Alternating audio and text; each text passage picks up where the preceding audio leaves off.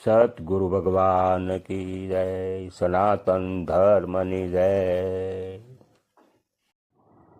આપણા શ્વાસોશ્વાસ જે ચાલી રહ્યા છે એ ક્યાંથી કયા સ્થાનથી શ્વાસ ઉઠે છે અને કયા સ્થાન ઉપર લય પામે છે, અને જીવાત્માનો નિવાસ ક્યાં છે, મન આપણું સ્થિર કેમ થાય છે, અને આ જીવાત્માનો આપણા શરીરની અંદર ક્યાં એનો વાસ છે, તો આપણા નાભિ કેન્દ્ર છે ત્યાંથી શ્વાસ આપણો ઉઠે છે। આપણા નાભિમાંથી શ્વાસ અને ઉચ્છ્વાસ બંને ત્યાંથી જ ઉઠે છે અને ત્યાંથી જ પાછું નાભિથી જ શ્વાસને અંદર ખેંચે છે અને નાભિથી જ બહાર ધકેલાય છે। તો આપણા શરીરની અંદર જીવાત્મા ક્યાં રહેશે?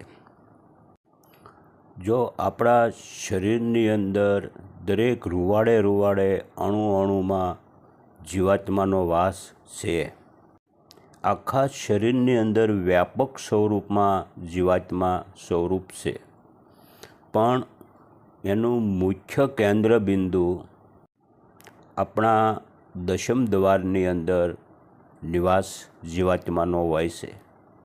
દશમ દ્વાર એટલે આપણું બ્રહ્મરંભા પણ કહેવાય।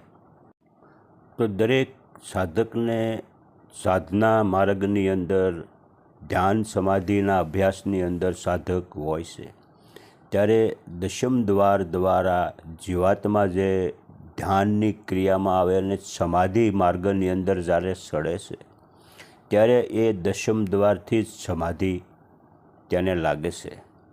એટલે જીવાત્માનું સ્થાન મુખ્ય કેન્દ્ર આપણું દશમ દ્વાર કહેવાય છે। અને મનને સ્થિર કરવું કઈ રીતે?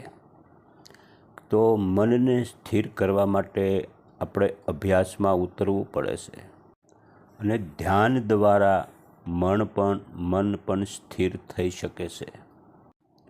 શ્વાસોશ્વાસની ક્રિયામાં મનને એકાગ્ર કરવાથી પણ મન સ્થિર અને શાંત થઈ જાય છે। અને આપણા શ્વાસ ચાલી રહ્યા છે તો શ્વાસની અંદર મનને લગાવવાથી સ્થિર થવાય છે, એમાં લય પામે પણ છે અને સંપૂર્ણ શાંત સ્વરૂપ પણ ધારણ કરે છે। કેમ કે શ્વાસની અંદર જે આપણો સોહમ નાદ જે ગુંજી રહ્યો છે, અને એ જ સોહમ જીવાત્મા સ્વરૂપ પણ છે અને તેમને આત્મા સ્વરૂપ પણ કહી શકાય છે।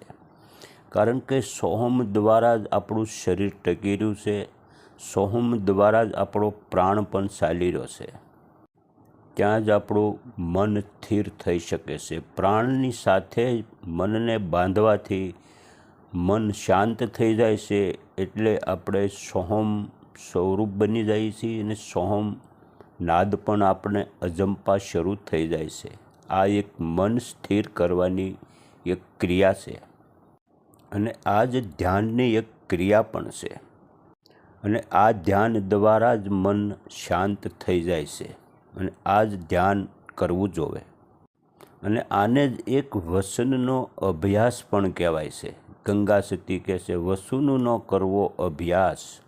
અભ્યાસ એટલે પ્રાણની અંદર જે સોહમ ચાલી રહ્યો છે એને સાંભળવાનો અભ્યાસ કરવો, મનને સ્થિર કરવાનો અભ્યાસ કરવો, જેનાથી મન જ્યારે સ્થિર થાય એટલે વસનરૂપી દોરમાં જે સુરતા બંધાઈ જાય છે, આને વસનનો અભ્યાસ પણ કહી શકાય છે, અને ધ્યાનની ક્રિયા પણ કહી શકાય।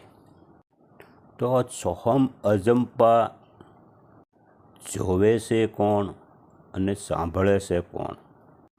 તો સોહમ એ જ આત્મા સ્વરૂપ છે, પણ મન છે એની અંદર લય પમાડવા માટે સોહમ શબ્દ છે એ મનને ખેંચે છે, અને પોતે પોતાને જ ખેંચે છે। મન છે એક આત્માનું સ્વરૂપ પણ છે, પણ મનને જ્યાં સુધી દેહ ભાવ છે ત્યાં સુધી મન સ્વરૂપ છે. પણ સોહમ શબ્દ જ્યારે એને ખેંચી અને પોતાની અંદર લય પામે છે ત્યારે જ એ મન અમન બની જાય છે અને એ જ આત્મા સ્વરૂપ પણ ધારણ કરી લે છે. એટલે આત્મા બની જાય છે, આત્મા એ જ મન છે. એટલે પોતે પોતાને જોઈ રહ્યો છે. આને એક તુર્ય અવસ્થા પણ કહેવાય છે. અને તુર્ય એટલે તું એક રહ્યો, એટલે મન છે એ એક જ અમન બની ગયું છે, આત્મા સ્વરૂપ બની ગયું છે. એ મન એક જ રહ્યું છે એટલે મન તું એક રહ્યો છે. અને એક તુર્ય અવસ્થા પણ કહી શકાય.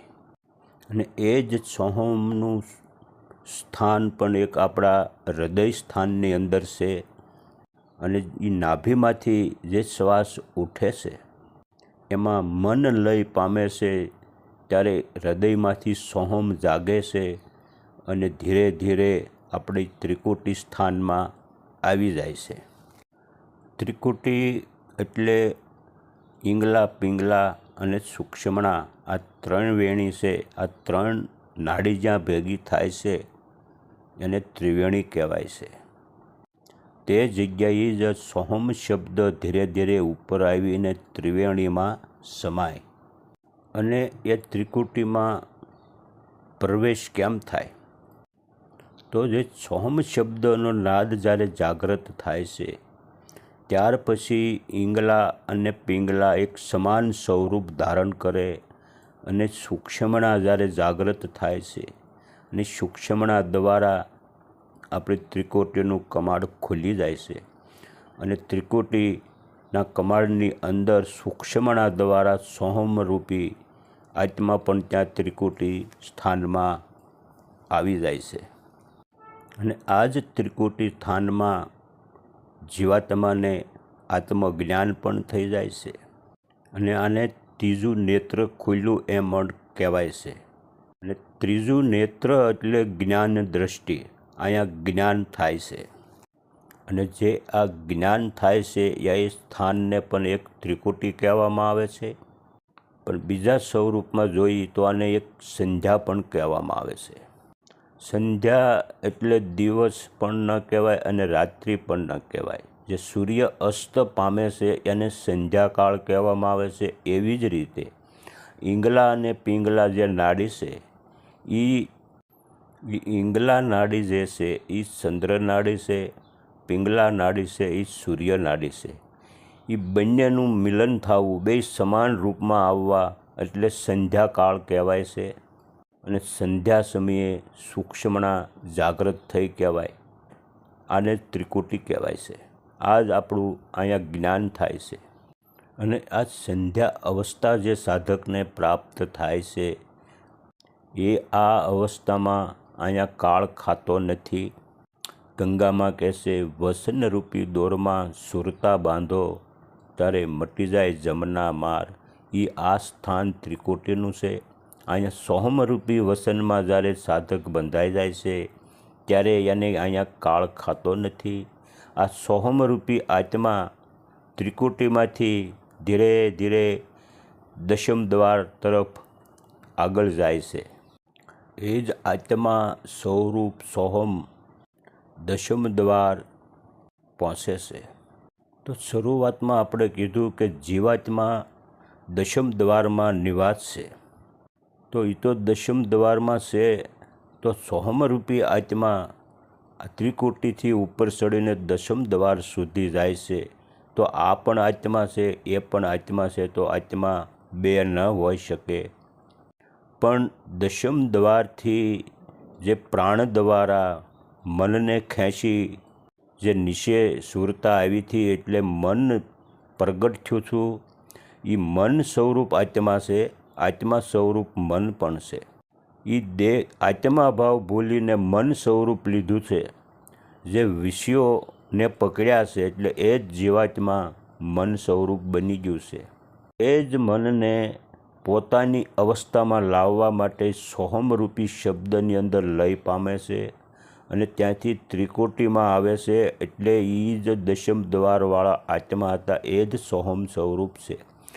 પણ આ વિષયોમાંથી ખેંચીને ત્રિકુટીમાં જે સ્નાન કરે છે ત્યારે એને જ્ઞાન થાય છે કે હું એક જ રહ્યો છું, હું જ આત્મા છું. આવું એને જ્ઞાન થાય છે કે બધાય વિષયો રૂપી વસ્ત્રો ઉતારી અને શુદ્ધ આત્મા બની જાય છે. આને તુર્યાવસ્થા કહેવાય છે. અહીંયા એને સભાનતા આવી જાય છે. જ્યારે મૂળ સ્વરૂપમાં આવી જાય છે, આથી જ એને અહીંથી દશમ દ્વાર સુધી પહોંચે છે ને ત્યાંથી તે આત્મા સ્વરૂપ મટીને પરમાત્મા સ્વરૂપ થઈ જાય છે. આત્મા સ્વરૂપ મટી જાય અને પરમાત્મા સ્વરૂપ થઈ જાય છે. આને જ અવિનાશી પદ કહેવાય છે. અને દશમ દ્વારથી જ્યારે ખિડકી ખોલીને બહાર નીકળે છે, આને સમાધિ અવસ્થા પણ કહી શકાય છે અને મૂળ અવસ્થા પણ કહેવાય છે અને મૂળ ઘરમાં પ્રવેશ થઈ ગયો એમ પણ કહેવાય છે.